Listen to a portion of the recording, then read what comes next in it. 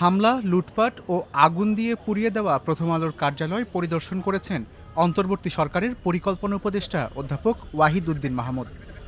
২২ December দুপুরে তিনি প্রথম আলোর কার্যালয়ে আসেন। এ সময় পত্রিকাটির ঊর্ধ্বতন কর্মকর্তারা উপদেষ্টাকে প্রথম আলোর ক্ষতিগ্রস্ত ভবনটি ঘুরে দেখান। পরে পরিকল্পনা উপদেষ্টা গণমাধ্যমের সঙ্গে কথা বলেন। তিনি বলেন, প্রথম আলো ও ডেইলি স্টার কার্যালয়ে হামলা, ভাঙচুর ও অগ্নিসংযোগের ঘটনা প্রতিহত করতে অন্তর্বর্তী সরকার পুরোপুরি ব্যর্থ হয়েছে। একটা সুষ্ঠু নির্বাচনের দিকে যেতে চাই, সেখানে সবাইকেই তো শৃঙ্খলায় ফিরে আসতে হবে।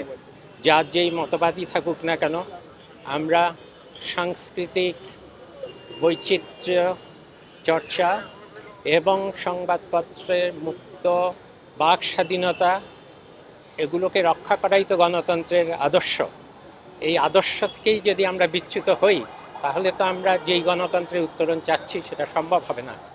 আর যা ঘটে গেল, এটার অনেক অজুহাত হয়তো দেওয়া যাবে, কিন্তু শেষ পর্যন্ত এর পুরো দায়িত্ব সরকারেরই। 18 ডিসেম্বরকে দেশের সংবাদপত্রের ইতিহাসে একটা কালো রাত বলে অভিহিত করেন অধ্যাপক ওয়াহিদ উদ্দিন মাহমুদ। এটা তো ওই দিন দেশের সংবাদপত্রের মাধ্যমের জন্য একটা কালো রাত ছিল। বাংলাদেশের ইতিহাসে এমন কালো রাত সংবাদপত্রের মাধ্যমে আর কখনো আসেনি। যারা এগুলো ঘটিয়েছে